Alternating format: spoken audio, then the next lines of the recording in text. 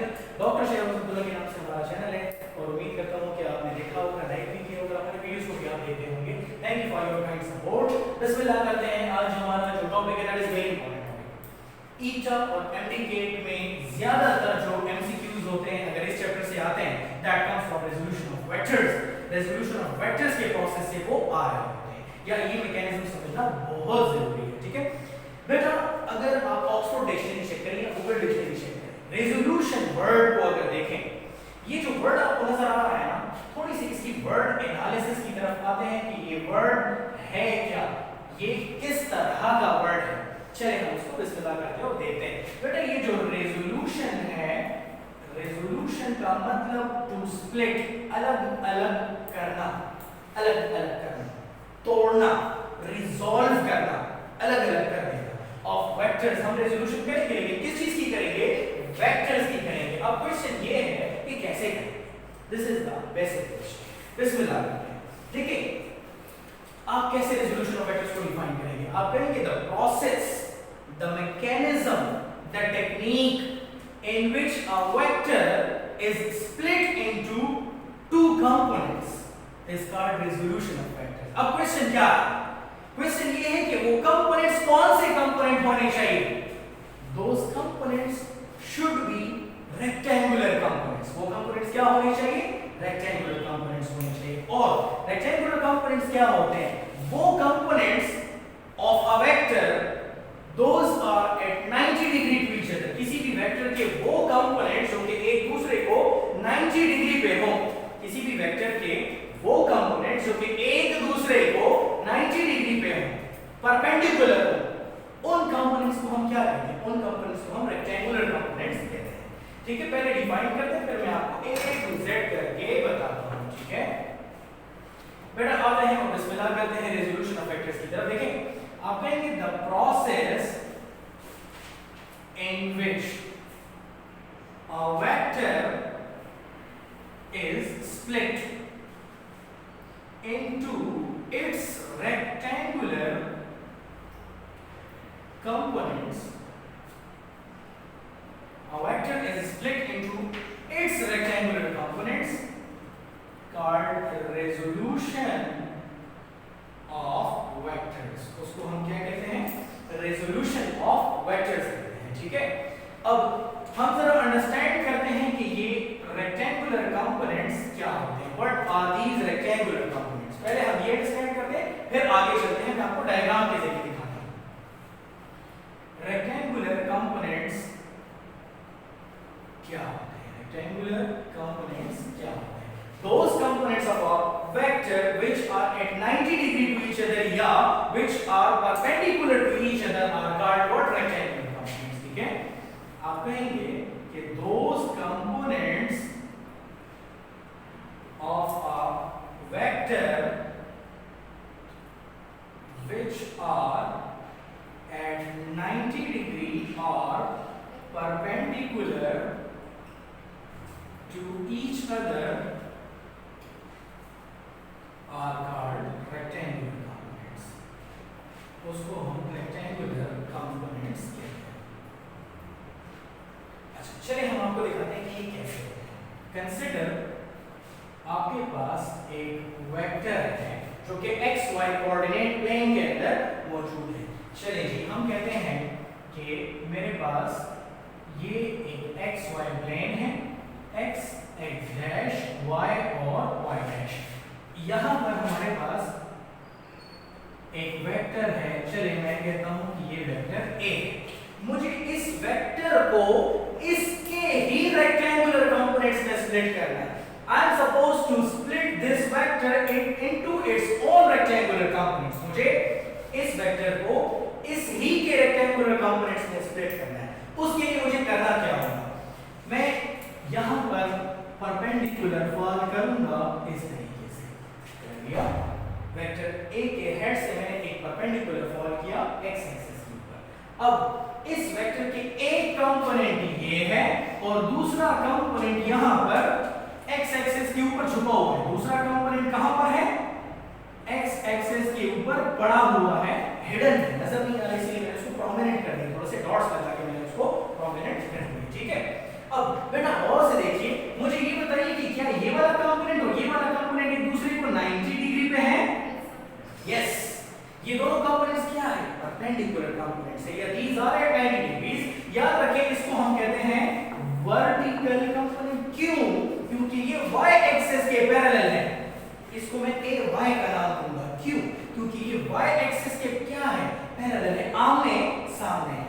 और इस कंपोनेंट को ये जो x एक्सिस के ऊपर पड़ा हुआ है, ये ब्लू कलर के डॉटेड लाइन का जो एक्सिस है, इसको मैं ax का नाम दूंगा। क्यों? क्योंकि ये x एक्सिस के ऊपर पड़ा हुआ है। x एक्सिस द पास अप्रोच थे जरा। सही शो जी। उस पर हम find to horizontal and vertical component of vector. किसी भी वेक्टर के आप हॉरिजॉन्टल और वर्टिकल कंपोनेंट्स को फाइंड करेंगे, ठीक है? Finding number 1, horizontal component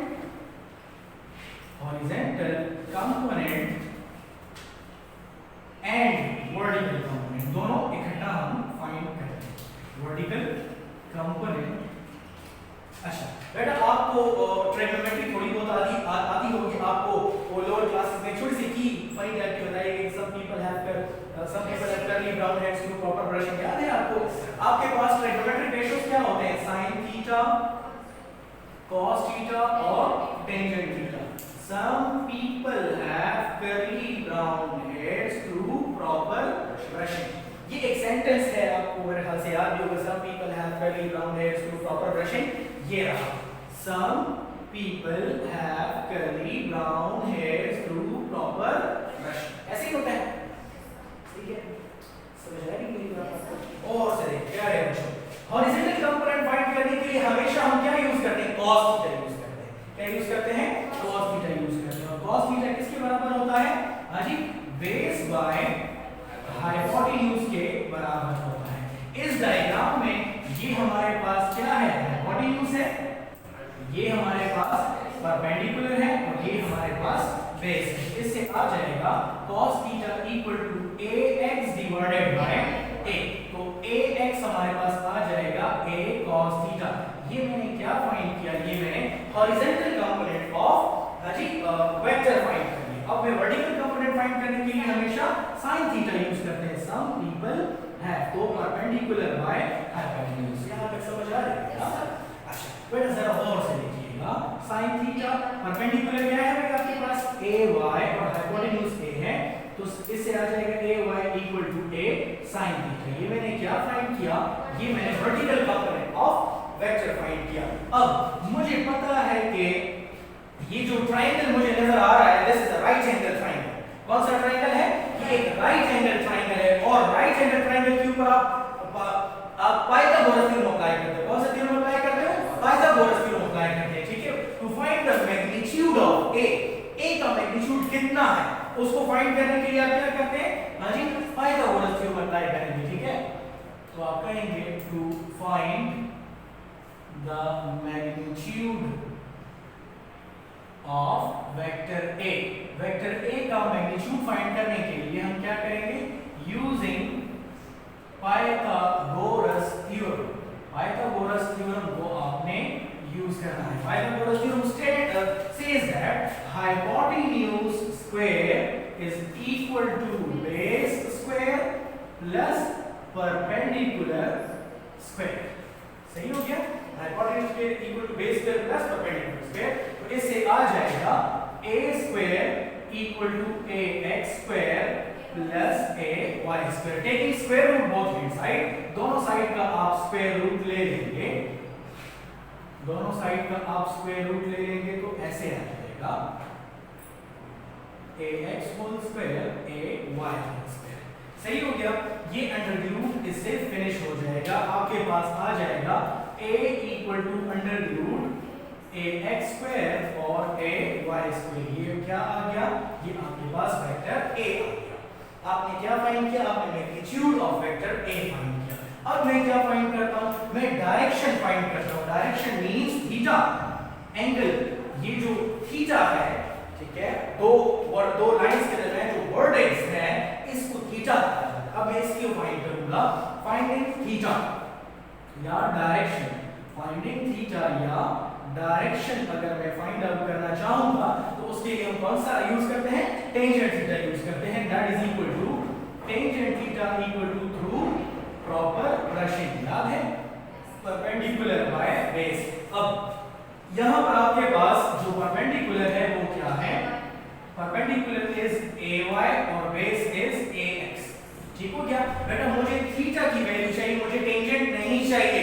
I will take tangent inverse on both hand side, दोनों साइड पे मैं क्या लूंगा, tangent inverse both hand side, दोनों साइड पे मैंने टेंजेंट इनवर्स लेना है। वी गेट क्या मिल जाएगा, टेंजेंट इनवर्स यहां भी ले लें और टेंजेंट इनवर्स यहां भी ले लीजिए, तो आपको क्या मिल जाएगा, ये देखें यहां पर ये दोनों क्या हो जाएंगे, फिनिश हो जाएंगे।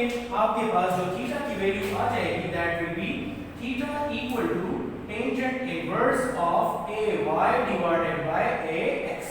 आपको ये वैल्यू मिल जाएगी। ये एक मैथमेटिकल एक्सप्रेशन है जिसके जरिए आप एंगल को फाइंड आउट कर सकते हैं। ये वो एंगल है या ये वो इक्वेशन जिसके जरिए आप एंगल को फाइंड आउट कर सकते हैं, क्योंकि पहले आपने ax फाइंड करना होगा, फिर आपने ay फाइंड करना होगा, इसके अंदर पुट करना होगा, डिवाइड करके इन दोनों को डिवाइड करना होगा, जो आंसर आ जाए उसका टेंजेंट इनवर्स लेना होगा। टेंजेंट इनवर्स कैसे लेते हैं, साइंटिफिक कैलकुलेटर में पहले शिफ्ट को दबाया जाता है, फिर टेंजेंट को दबाइएगा, ऑटोमेटिकली टेंजेंट इनवर्स आ जाएगा और जो भी इनका डिवीजन से आंसर आया होगा वो टाइप करके प्लेट कीजिएगा इक्वल को, you will get some angle over angle, तो कुछ रिजल्ट मिल जाएगा। So this was very important topic, ठीक है। और एक टॉपिक जो है रेजोल्यूशन ऑफ वेक्टर्स टॉपिक का, ये हमने आपको रेजोल्यूशन ऑफ वेक्टर समझा दिया। ये तो 2 वेक्टर्स के लिए मैंने किया, अगर आप चाहें तो 3 वेक्टर्स के लिए भी कर सकते हैं, ठीक है, चाहे तो आप 3 वेक्टर्स के लिए भी कर सकते हैं। अगर 3 वेक्टर्स हो जाए तो उसके लिए भी आप कर सकते हैं। और 3 वेक्टर्स क्या होगा, a equal to ax square ay square az square, सही हो गया, समझ आई। सो ये तरीका होगा, इस तरीके के आप किसी भी वेक्टर को उसके कंपोनेंट्स में रिजॉल्व कर सकते हैं, ठीक है। This was all about today's lecture, hope you have enjoyed it. आपको अच्छा लगा होगा। कोई भी सजेशन करना चाहते हैं, कोई भी मशवरा देना चाहते हैं, आप हमें हमारे व्हाट्सएप नंबर के ऊपर 03009793 मेरा व्हाट्सएप नंबर, इस पे रब्ता कर सकते हैं। कोई भी सजेशन ब्रदरली ओपनली आप मुझे बता सकते हैं, ठीक हो गया। अच्छा, इसके अलावा हमारा इंस्टाग्राम पेज भी है, आपने इंस्टाग्राम पेज के ऊपर जाना है, आपने सिर्फ लिखना है शहरोज_अब्दुल्ला, मेरी आईडी आपको नजर आ जाएगी, मेरी पिक्चर भी उसके ऊपर लगी हुई है, ठीक है। इसके अलावा हमारा फेसबुक पेज भी है, आपने फेसबुक सर्च बार के ऊपर जाना है और टाइप करना है Shahroz Abdullah Hyderabad home tuition service, हमारा पूरा पेज आ जाएगा। अगर मेरी अपनी आईडी आपने ढूंढनी है, जस्ट आपने वहां जाकर लिखना है शहरोज अब्दुल्ला लिखिएगा, तो हमें ढूंढना आपके लिए मुश्किल नहीं होगा, ठीक है। सो हमारे चैनल को लाइक करने के लिए, सब्सक्राइब करने के लिए बहुत शुक्रिया और अपने सर्कल में इसको शेयर करें। थैंक्स फॉर वॉचिंग, अल्लाह हाफिज़।